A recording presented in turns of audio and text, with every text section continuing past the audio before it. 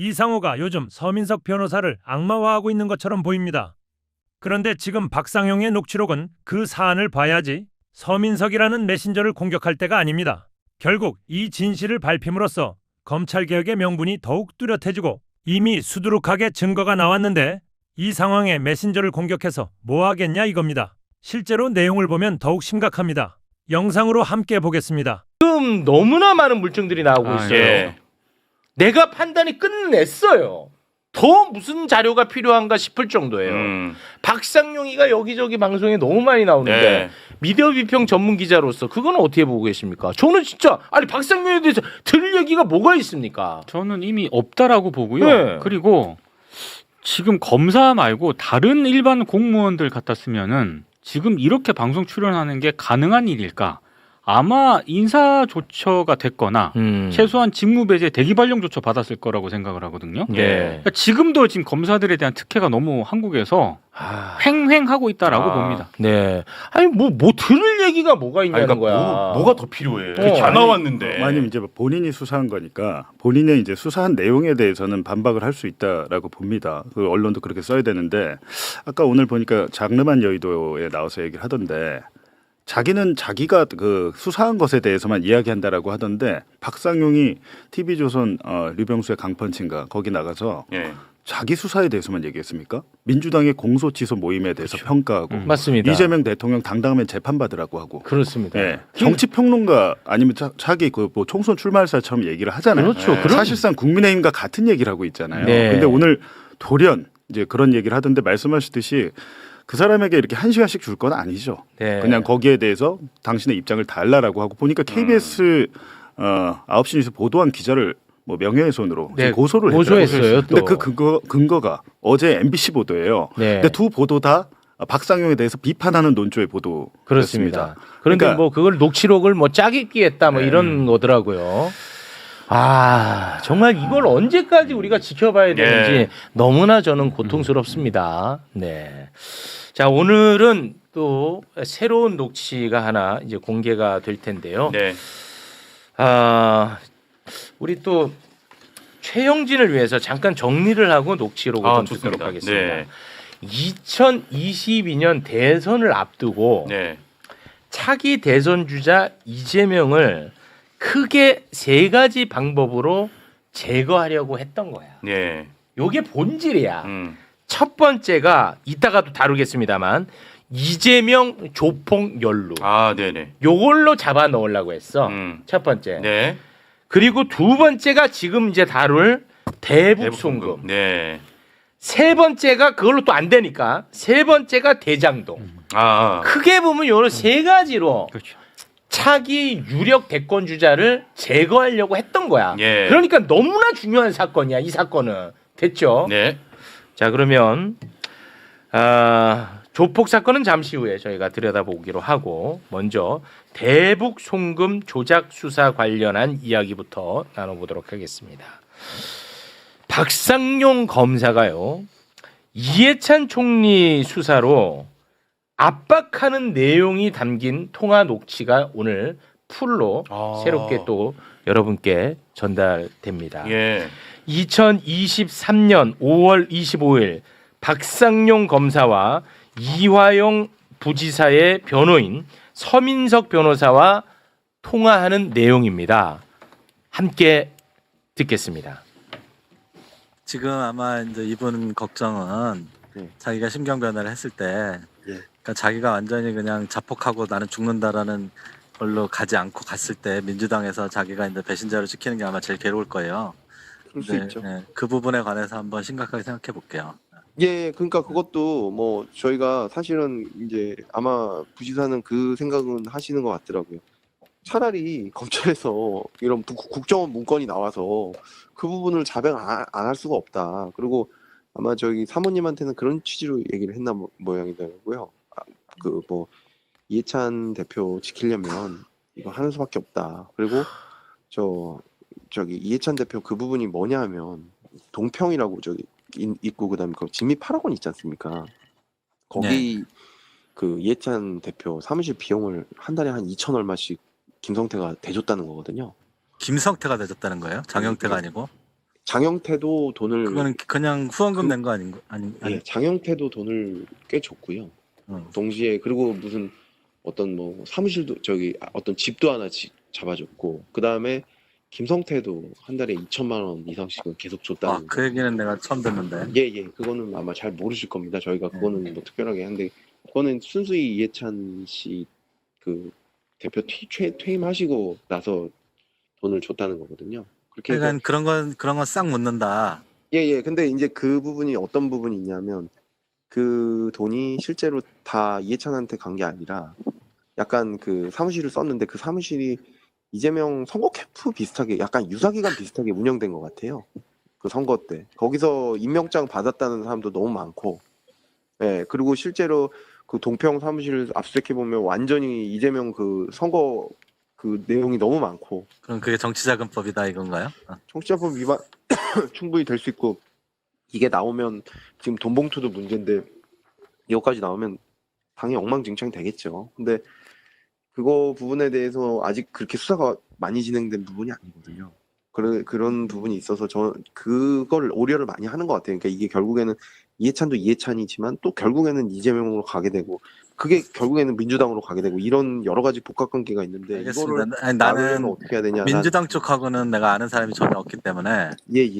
민주당 쪽 얘기를 들어보면 그 좋겠지만은 설주한 변호사가 민주당 사람이니까요. 그 근데 사람 그래 내가 일부러 그쪽하고는 연락을 안 해요. 설주한 변호사는 내가 알지도 못하거든요. 예. 그러니까 뭐 내일 근데 왜냐면은 일단 지금- 오긴 하는데 그거는 뭐 부장님께서 보시든 안 보시든 그거는 그래서 하여간 내가 민주당 입장이 어떻고 민주당과 얘기를 나눌 수 있는 처지는 아니고요.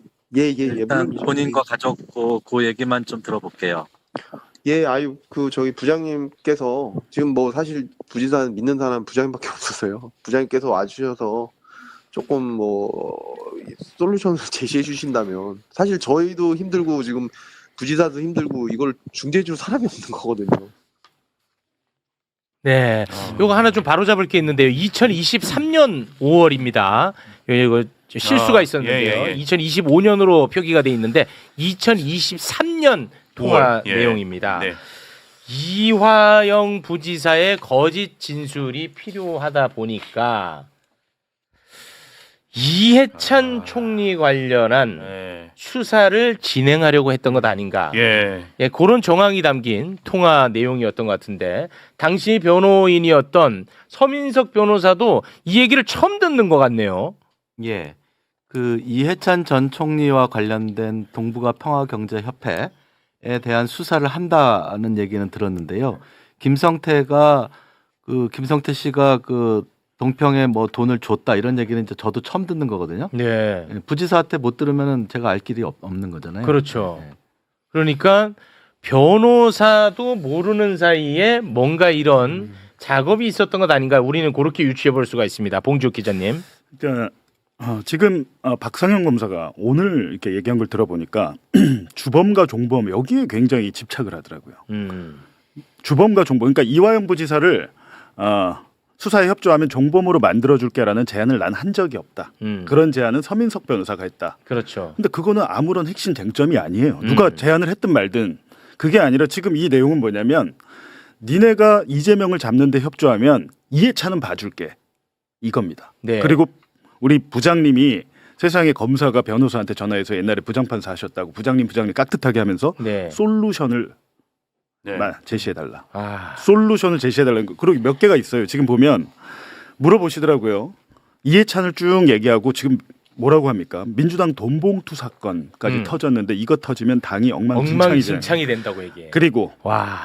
사모님이 그러니까 이화영 부지사의 부인이 이해찬 대표 지키려면 이거 하는 수밖에 없다라고 그러니까 그 이화영이 부인에게 얘기했다는 거 있잖아요. 네. 수사 기록에 보니까 심지어 이화영이 접견하잖아요. 그 접견 녹취록을 다 감시하고 있었어요. 어떤 얘기를 하는지 검찰이. 네. 그래서 이런 얘기가 나오는 거예요. 아, 그래. 부인하고 접견을 하는데 그거를 녹음한 거를 다 녹취록으로 풀어가지고 수사 기록에 해놨더라고. 와. 그러니까 이거를 보면서 이해찬 대표 지키려면 이거 이게 뭡니까? 정치적인 이화영의 정치적인 아버지가 이해찬 전 대표예요. 그리고 동북아 평화경제협회는 이해찬 대표가 만든 게 아니고 이화영 본인이 만든 거예요. 본인이 만들고 자기 국회의원 당선되고 하니까 예. 자기가 못 맡으니까 나중에 좀 맡아주십시오 하고 사실상 이름만 올려놓은 거거든. 이름만 올려놓은 건데 이 사무실을 2번을 압수수색하고 여기에 뭐 김성태 돈이 들어갔다 누구 돈이 들어갔다. 그러면 이렇게 만약에 이렇게 됐으면 이게 사실이면 이거 기소해야 되잖아요. 당연히 해야지. 이해찬 대표 수사했습니까? 제가 보니까 수사한 거 없던데요. 아.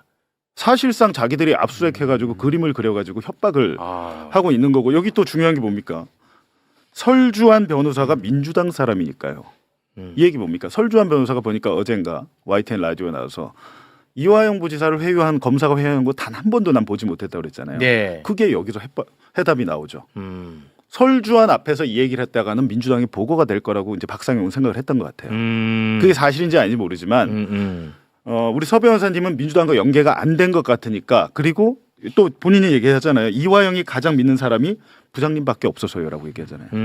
신뢰관계자. 예. 그러니까 서민석은 민주당과 단절된 존재로 단절돼 파악하고 있고 있나 이화영이 보구나. 가장 믿고 하니까 부장님이 솔루션을 만들어 달라. 예. 근데 이게 뭐 아무것도 아닌 겁니까? 그냥 검사가 변호인한테 할 수 있는 얘기인가요? 절대 할 수 없는 얘기죠. 네, 주범 종범은 아무런 의미가 없어요. 누가 이제 얘기했든지 좀 말든지. 이해가 가네. 서민석이라고 하는 사람은 민주당이랑 아무 관련이 없는 사람이야.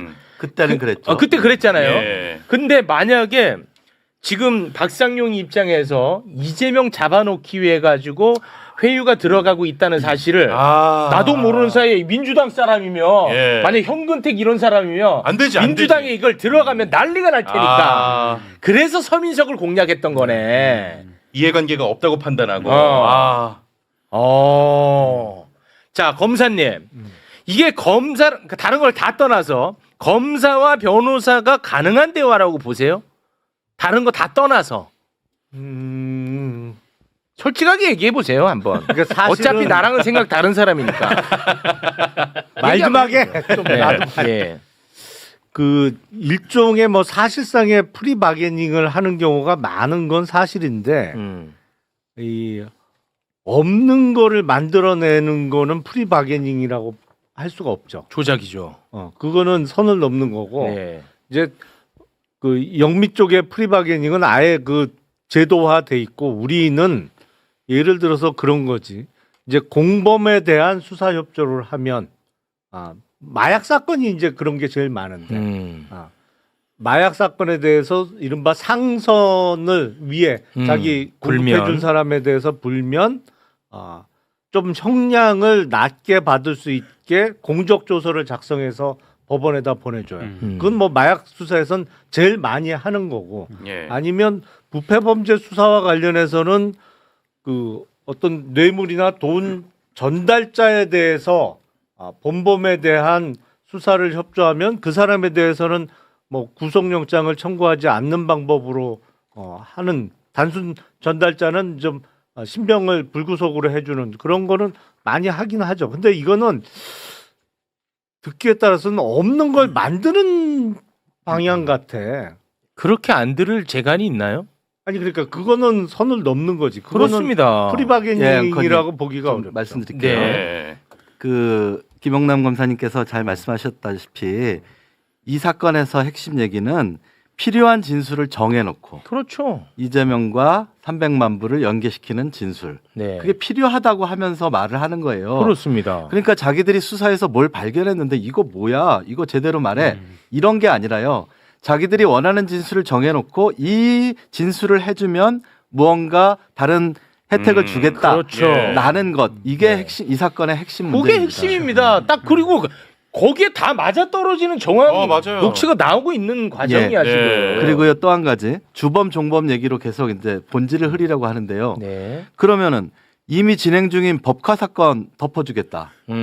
가족들 수사 안 해서 구속 안 시키겠다. 네. 또 이해찬 대표 수사 수사 진행 안 안 하겠다. 하겠다. 이건 뭔데요, 그럼? 이게 제가 제안한 건가요, 이게? 그렇지. 네.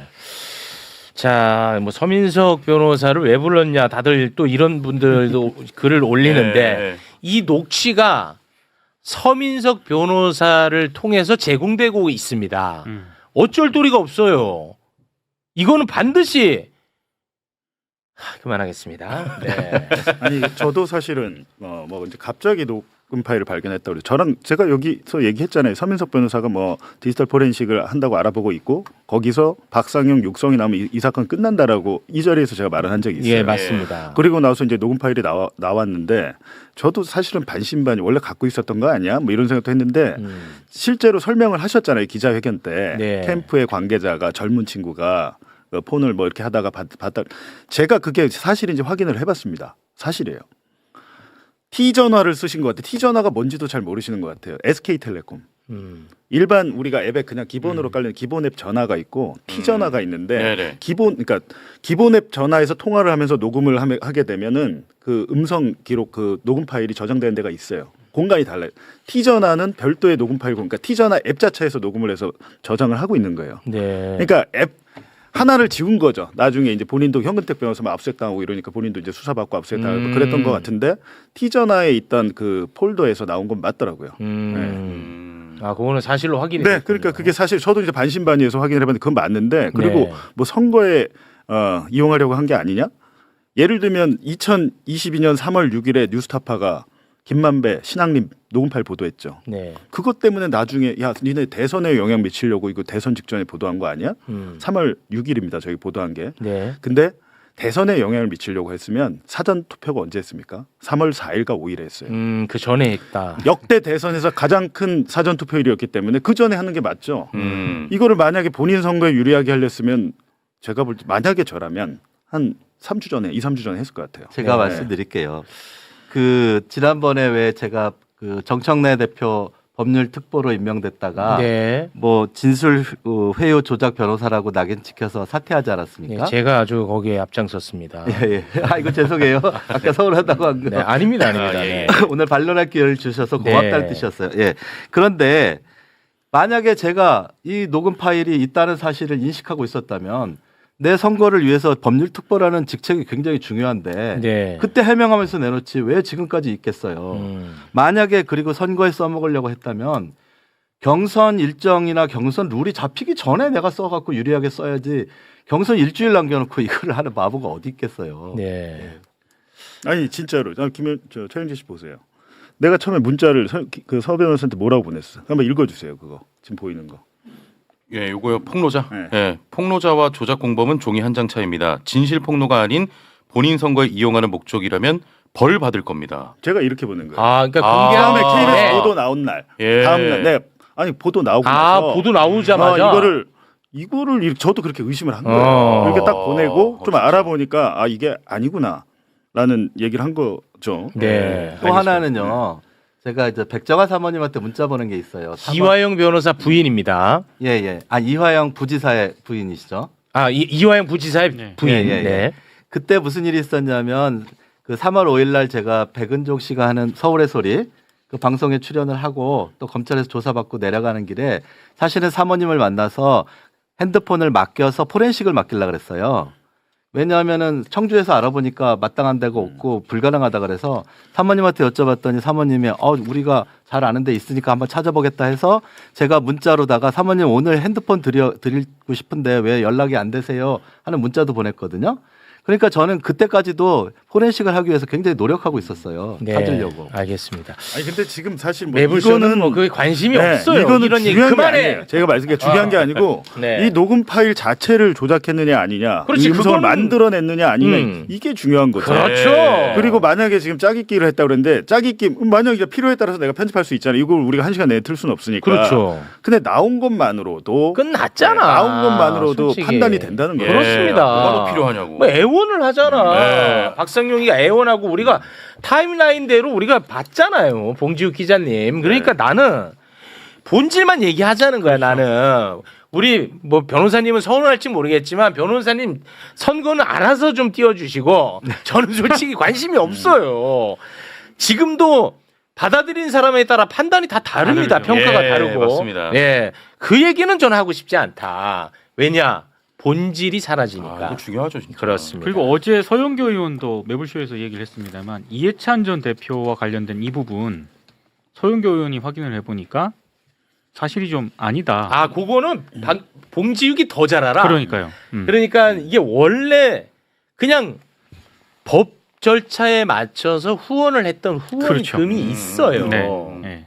그거를 막 억지로 짜맞춘 짜맞춘 아니, 그조차도 김강민 변호사가 저랑 나왔을 때 정확히 얘기했더만요. 얘기했었어. 검찰에서 강압 그것도 또 강압 그쵸, 수사를 이것도. 하고 네. 그 상납했다는 거 자료를 수사관이 만들어서 제시해서 인정하라고 하니까 강압 수사에 그냥 거의 어쩔 수 없이 사인했는데 그 법정에 와서 그 돈을 줬다는 분 있잖아요. 지금 장모 씨. 네. 이분이 지금 법정에 와서 야 나 그때 검사랑 수사관이 하란 대로 했습니다라고 폭로를 해버린 거예요. 네. 이게 지금 이런 상황인데 예, 그러니까 뭐 예를 들어서 검찰이 뭐 매달 얼마씩 줬다라고 이미 답을 딱 정해놔. 그렇죠. 그런 다음에 다른 데에 쓴 돈도 그 날짜를 끌어다가 그렇죠. 이해찬 총리한테 예. 준 것처럼 짜맞췄다라고 이야기를 했었잖아요. 그러니까 이 녹취에 나오는 박상현 검사가 하는 얘기가 사실이 아니다라는 그런 얘기. 혹시라도 높아지면서. 아 혹시 네. 또 오해하실까봐 네, 네. 문제가 진짜 뭔가 잘못이 있는데 수사를 안 한 것처럼 그렇죠, 그렇죠. 느껴질까봐 네. 그건 아니라는 겁니다. 네. 네, 알겠습니다. 혹시 이 사단법인 동북아 평화연대가 지정 기부금 단체로 지정된 곳이에요? 그렇게 돼 있는 걸로 압니다. 그러니까 동북아 그러면 평화경제협회 후원금으로 들어간 돈은 후원금 기부금 다 돼요. 그건 지정 단체. 그러니까 네. 지정 단체면 이제 기업이나 이런 사람들이 거기 후원금을 하면 나중에 이제 좀 세액 공제나 이런 네. 혜택이 있으니까 네. 그거 하는 경우가 많거든요. 네 맞습니다. 근데 그런 돈이 있었던 거 아니에요? 아니 그러니까 그렇게 그 공식 후원금. 기부금을 네. 한 건데 어. 그걸 가지고 지금 사실은 이거 이화영에게 가장 약한 고리는 이해찬 전 대표니까 그렇지. 아킬레스건을 건드린 거죠. 그렇겠죠. 그리고 거기를. 실질적으로 이 통화하고 나서 6월 12일 경에 근 더 세게 얘기합니다. 이 쌍방울에서 이렇게 북한에 돈 주고 이런 거 그리고 북한에 들어가려면 돈이 필요합니다라고 이재명 지사에게 보고를 했다고 진술해요. 그때 6월 12일에. 근데 6월 18일 경에 또 뒤집어 버려. 아 맞아요. 네. 또 뒤집어 버리니까 그 다음 이 지금 통화 녹음 2개 공개됐잖아요. 지금 들으신 거는 2023년 5월 25일. 그렇습니다. 6월 18일에 또 뒤집으니까 6월 19일에 또 서 변호사님한테 전화해가지고 예, 흡수를 하는 거예요. 네, 맞아요. 거의 눈물을 흘리기 직전이더라고. 맞습니다. 그러니까. 네.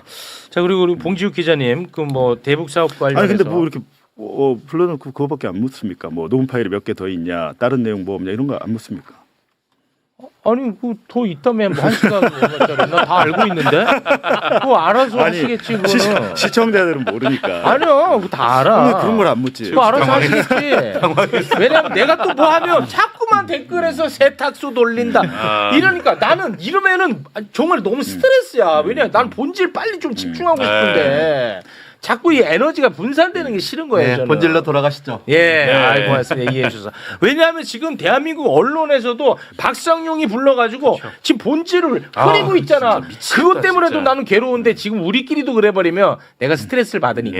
예. 네. 예.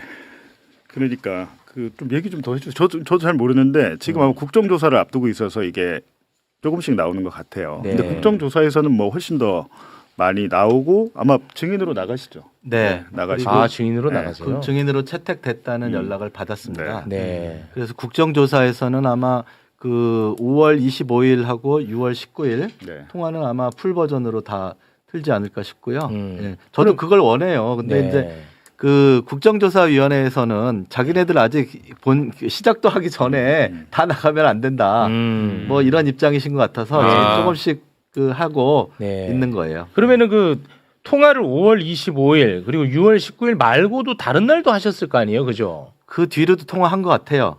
네. 아 근데 한 거 같아요라는 거 심지어는 네. 아니 저도 그때 이제 지금 3년이 지났어요. 아니 그러니까 파일은 없다는 말씀인가요? 파일이 있는 것도 있고 없는 것도 있는 것 같아요. 예. 저도 왜냐하면 지금 여러 가지로 뭐 선거 얘기하면 안 되니까 바빠가지고 그냥 발견하는 대로 앞에 거부터 이제 막 까보고서 지금 또 네. 보내고 하는 중이에요. 아, 예, 예.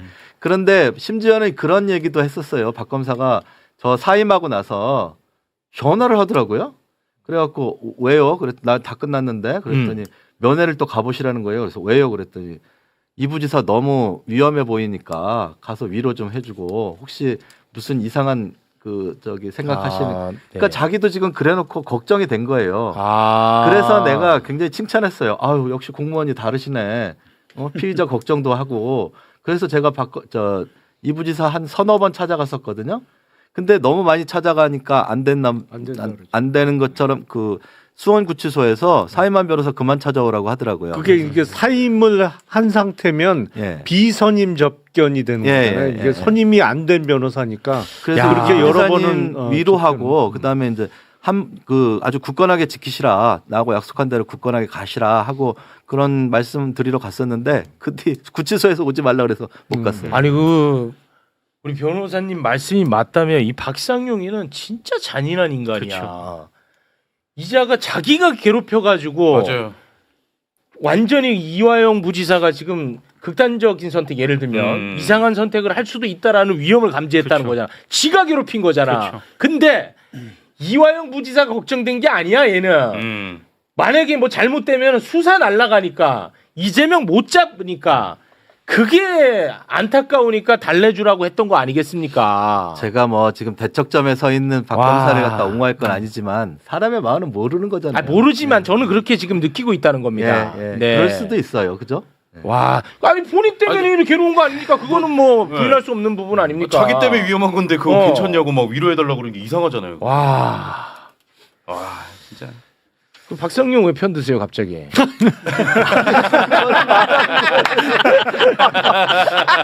시원하. 나 묻고 싶었어. 아니 그때 그 공판을 하면서 그 수원 법원에 그 관람하셨던 기자님들을 많이 이제 친하게 됐어요. 근데 그 기자님들이 저한테 하신 말씀이 이화영 부지사 너무 외롭고 힘들어 보인다. 왜냐하면 아무 변호인도 없이 혼자서 제 법정에 나온 게 한 번인가 두 번 있었거든요. 그때 이 부지사가 너무 외롭고 힘들어 보였다는 거예요. 기자님들이. 그래서 저도 이제 좀 찾아가야 되겠다 하는 생각을 했었어요. 네, 알겠습니다. 봉지욱 기자님 시간이 좀 많지가 않거든요. 조폭.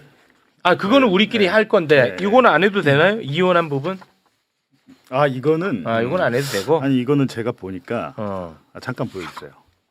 이게 이제 박상용이 아까 녹음 파일에서 국정원 문건 나와서 게임 끝난 것처럼 얘기를 하잖아요. 전 진짜 이해가 안 되는 게 국정원 문건 이걸 한번 보여주세요.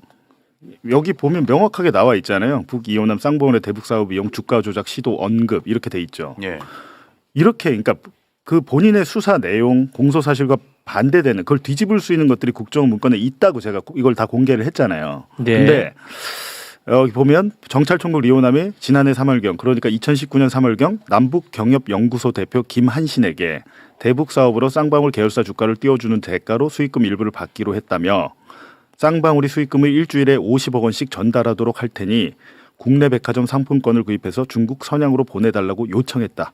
라고 김한신이 국정원에 보고를 한 겁니다. 이렇게 보고를 한 거죠. 근데 우리 김한신 선생님이 2024년에 제가 이제 취재를 해서 보도를 했는데 검찰에서 김한신을 부른 거예요. 제 보도 직후에. 네. 김한신 압박을 합니다. 김한신 대표는 당시에 굉장히 말기암 암투병 중이었어요. 돌아가셨습니다. 그래요? 제가 이번 국정조사의 정말 핵심적인 증인이라고 그랬는데 돌아가셨어요. 돌아가셨는데 마침 그때 이제 제가 찾아보니까 한 30분가량 저랑 통화한 게 있습니다. 통화한 내용이 있어요.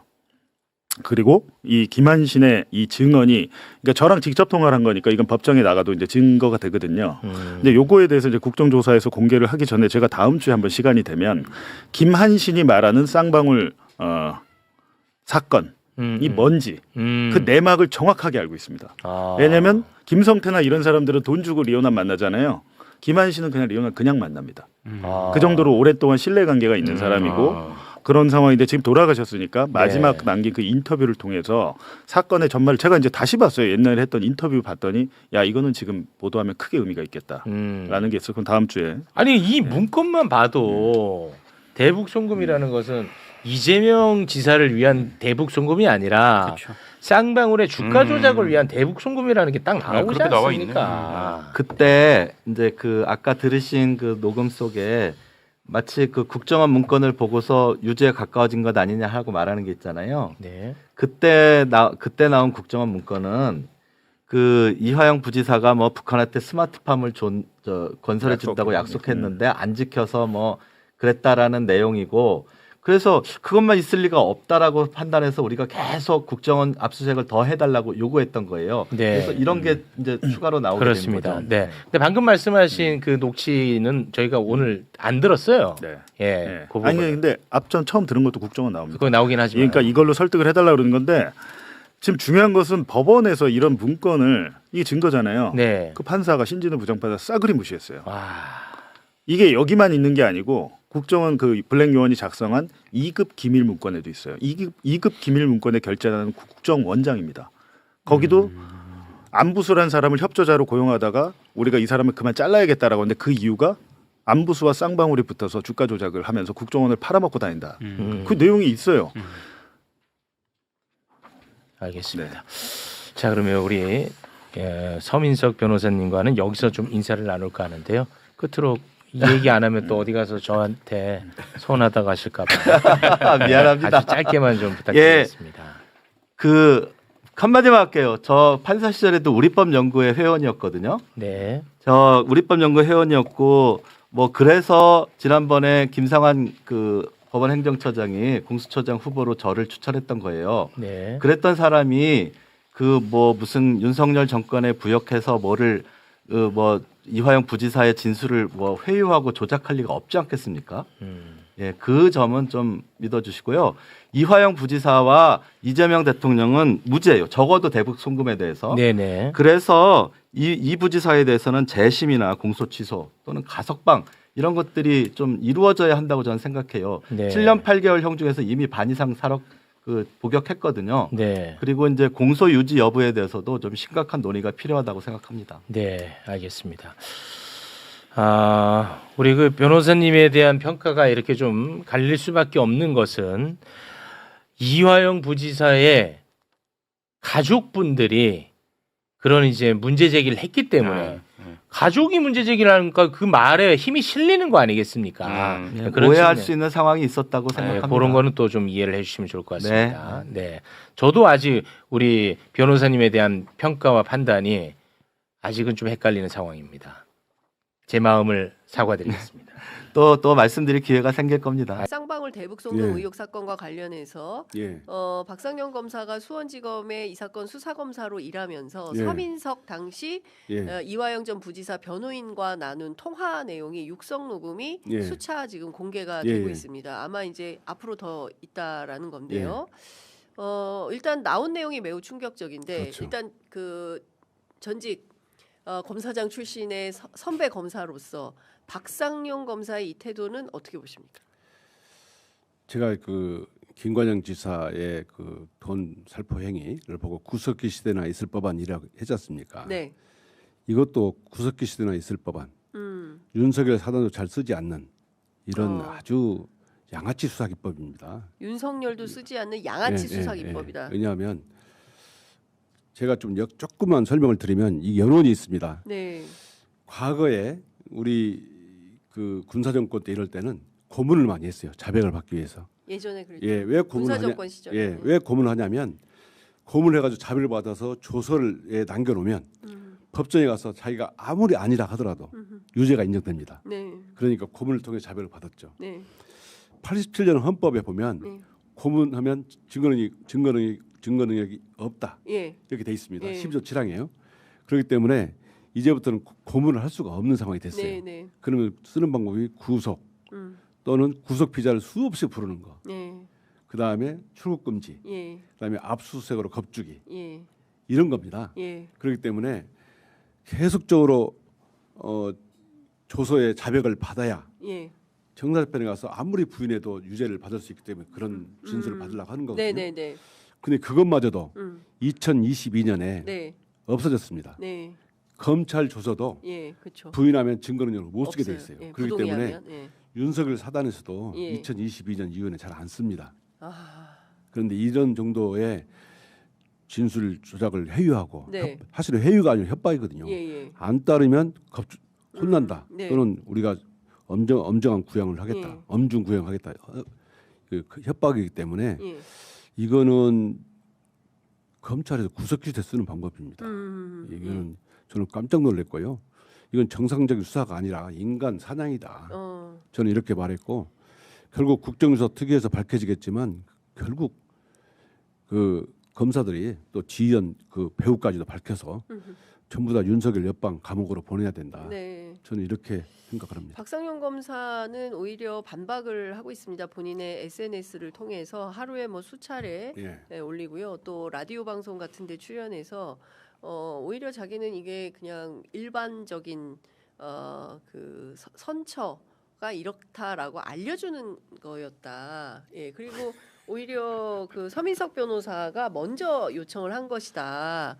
절대로 형량 거래 같은 것은 할 수가 없다. 그 법에 정해진 것이기 때문에 검사가 어떻게 할 수도 없는 것이다. 뭐 이런 주장을 합니다. 말도 안 됩니다. 제가 30년 넘게 검사장을 했는데 네. 만일에 저희 부 소속 검사가 이런 일을 했으면 정말 저는 징계를 했을 겁니다. 징계. 강한 징계를 했을 겁니다. 예. 저희가 수사하면서요. 선배들한테 배웠던 첫 번째 원칙이 예. 비틀지 말라는 거거든요. 그리고 약속하지 말아요. 절대로 약속하지 마라. 그건 예.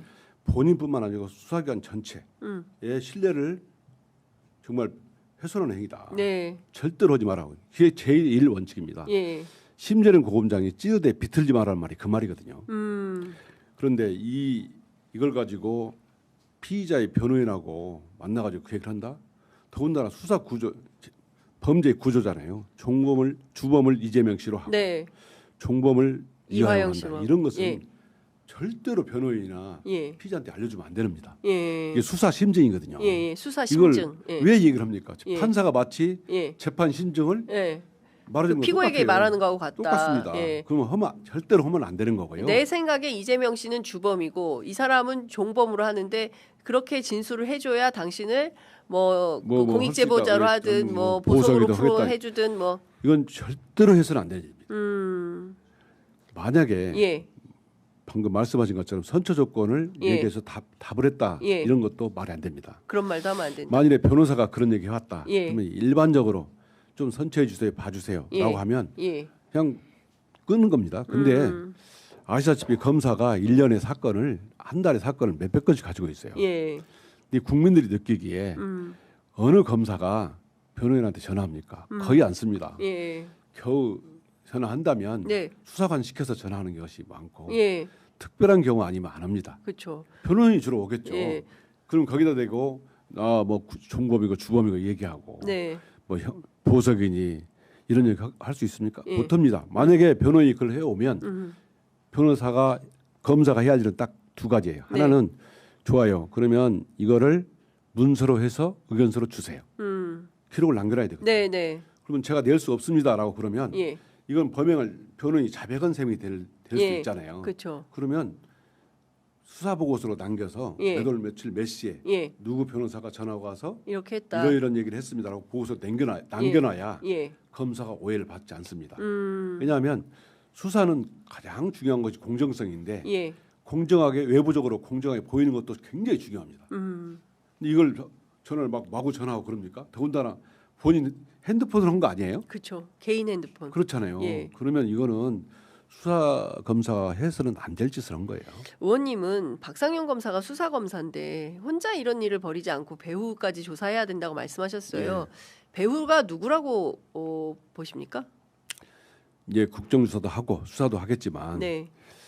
이 검사가 이 정도의 수사 그러니까 뭐 영장을 청구 안 했잖아요. 보니까 내용 보면 그 얘기 네. 나오고 뭐 보석이니 뭐 이런 얘기 나온 얘기 한다는 얘기는 네. 주임 검사 혼자 할 수 있는 얘기가 아닙니다. 제 경험으로 보면 다 보고하고 위에까지 다 보고를 하고 네. 이 정도 하겠습니다라고 양해를 받고 하는 거예요. 예. 혼자 주임 검사 혼자 부부장 검사 혼자서 할 수 있는 네. 행위는 못 된다. 어. 생각합니다. 그 한동훈 전 법무부 장관이 예. 나를 국조 증인으로 채택해라, 나를 불러라 이렇게 요구하고 있어요. 예. 왜 안 부릅니까? 한동훈 내가 법무부 장관이었다, 나를 불러라. 한동훈이 나와서 도움이 될까요? 네. 박상용은 증인 채택을 했죠. 예. 예. 그러나 한동훈은 부르지 않겠다. 나와서 무슨 도움이 되겠습니까? 나와서 이젠 도움이 더군다나 관심을 받으려고 그런 거 아니에요? 아, 자신의 정치적 목적을 달성하기 위해서 예. 출연을 원하는 나와서 것이니 그럴 이유가 없다. 진실 발견에 도움도 안 되고 요즘 더군다나 국민들한테 관심 받으려고 이상한 소리를 하고 다니던데 네. 그런 거 아닐까요? 그래서 도움도 안 될 것 같습니다. 알겠습니다. 자, 오늘 사실은 그 굉장히 예. 이 엄청난 사건입니다. 그럼에도 예. 불구하고 우리 언론들이 세게 다루지 않아서 저희 같은 대한 언론 매체들이 좀 적극적으로 예. 박상현 검사 사건을 다루고 있는데요. 좀 큰일인 것 같습니다. 그리고 끝으로 이거 하나만 예. 여쭤볼게요. 내란숙의 윤석열 예. 그 감옥에 있으니 12억이 모금이 12억. 예, 예. 모금이 됐다 그래요. 예. 예. 그런데 여전히 뭐 불만이 많다는 거 아닙니까? 뉴욕 감찰관에 따르면 뭐 부식이 부실하다, 커피를 안 준다. 사실 그 교도관들이 아우 진상 손님이 온 것 같다 이런 평가를 했다는 거예요. 제가 여기 나와서 여러 번 말씀드렸지만 예. 윤석열은 술과 먹는 거에는 진심입니다. 나머지는 다 관심 없어요. 교도소 가서 예. 거기 있으면서 예. 반찬 투정하고 커피 타령하는 거 다 예. 이해가 됩니다. 먹는 거에는 진심이에요. 먹는 거에 진심. 예, 술과 먹는 거에는 진심인 사람입니다. 검찰에 있을 때도 그랬어요. 똑같습니다. 예. 술과 먹는 먹는 거. 데만 진심이다. 예, 진심입니다. 그러면 그것 때문에 지금 화가 나가지고 이러고 있는 겁니까? 잘 아니, 술도 못 먹고 술도 못 먹고 음식도 부실하고. 부실하고. 더군다나 그 명치금이 400만 원 한 번 채울 수 있는 한도가 400만 원이지 않습니까? 근데 영치금을 넣어줘 가지고 예. 교도소에서 사 먹을 수 있는 게 비싸봐야 2만 원이에요. 그거 다 못 씁니다. 예. 400만 원 이제 하는 이유는 예. 치과 치료라든가 예. 병원 갈 때 필요하니까 그건 예. 교도소장 허가를 받아서 쓰거든요. 예. 나머지 교도소 내에서 물품 사는 것은 네. 기껏해야 2만 원이에요. 예. 근데 그걸 다 못 쓰잖아요. 예.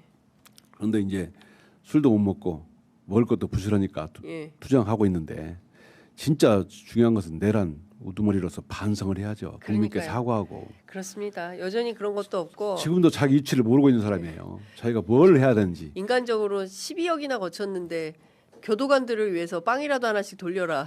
감옥 내에서 정치 자금을 받았다는 거 아닙니까? 그러니까요. 말하자면. 예. 근데 그 영치금이 과세가 안 돼요. 그렇습니까? 국세청에서 과세를 하고 싶어도 예. 정부 협조를 안 해요. 아. 그래서 이게 이번에 국회에서 예. 그 법안이 발의가 돼 있어요. 그렇군요. 법을 바꿔서 예, 과세하도록 과세 정보를 해야 되겠습니다. 제공해서 과세하게 하고 네. 이제는 이제 최대 한도를 1,200, 1,400 정도로 해놓고 네. 더 이상 못 넣게.